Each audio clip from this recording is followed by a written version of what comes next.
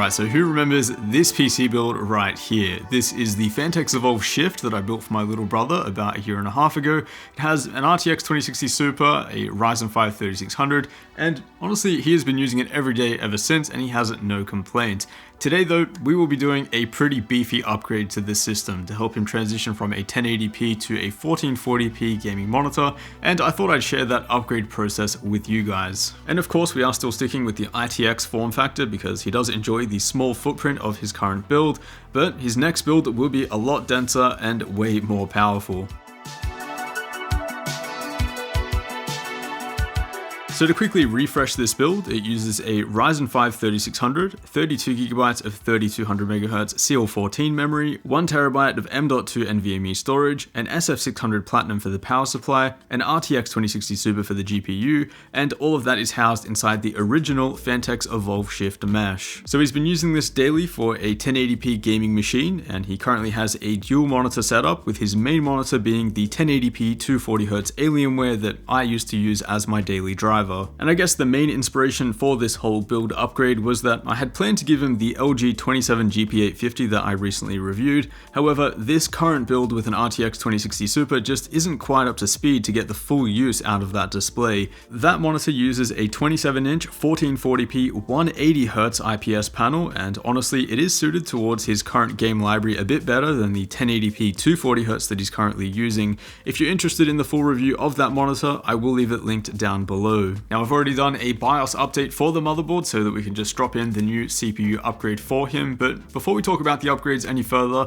let's just give this thing a quick clean, because this thing is incredibly dirty, and just like any teenager's gaming PC, I don't think this thing has ever been cleaned once.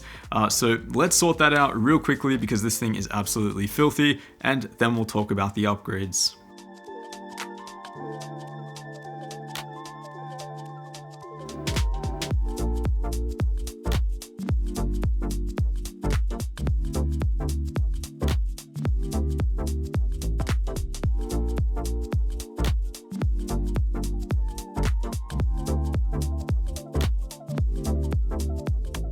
Alright, so just as I expected, this PC was pretty dirty. Lots and lots of dust, especially in the bottom radiator, which was running a push-pull setup, and it even looked partially clogged. Now though, let's talk about the new parts that are going in here. So first of all, the CPU, where we're going from the Ryzen 5 3600 to the Ryzen 9 5900X, literally doubling the core count here from 6 to 12, and also upgrading to the 7nm 5000 series. The 5900X is actually what I'm using in my own production system at the moment, and I can see this being a CPU that will outlive many GPU upgrades for him in the future. Speaking of which, we'll be upgrading him from the RTX 2060 Super, which has served him very well, up to the RTX 3080. This should yield around an 80% increase at least in gaming performance at 1440p, which means that hitting high frame rates should be absolutely no problem, and honestly, that value is likely closer to 90 to 100% when also factoring in the CPU upgrade as well. The specific card that we're going with is the factory overclocked Gaming X Trio from MSI. It's 2.5 slots, a little over 320mm in length, and this is actually the perfect fit for the case that we'll be switching over to. And that is the SUPT Meshlicious, a 14.5 litre ITX enclosure that is smaller than his current Evolve Shift,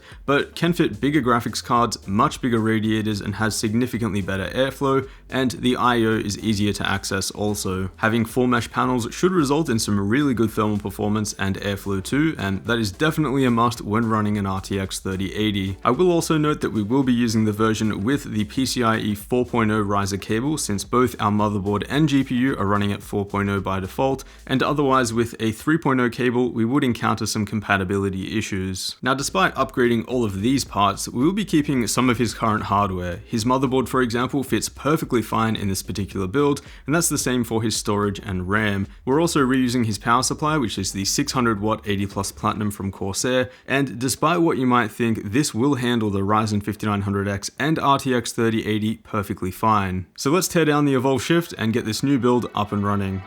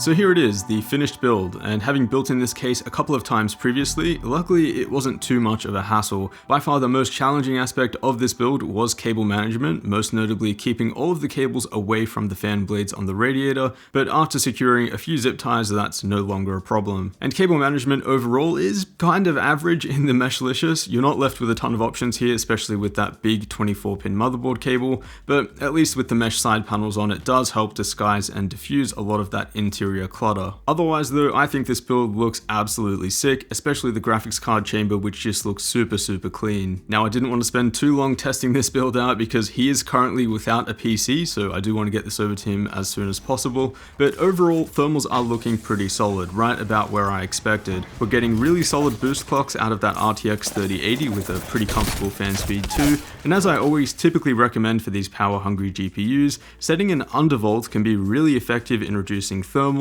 noise levels, and power. So here we've set a pretty conservative undervolt in MSI Afterburner, full guide on how to do this down below, but here we've set 1920 MHz at 900 millivolts, which is the clock speed that the GPU was boosting to anyway, so we don't lose any performance. What we do lower though is the power consumption and also the thermals and fan speeds, which do go down a nice chunk in return. In the end though, here's how the system sounds at full gaming load.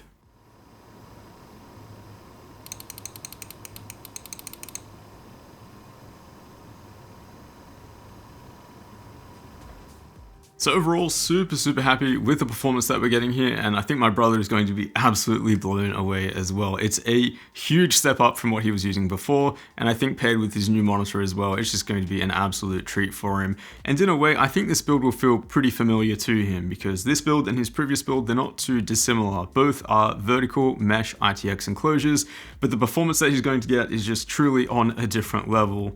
So if you guys are interested in the parts that went into this, I will leave them linked down below in the description. As always, a huge thanks for watching, and I will see you all in the next one.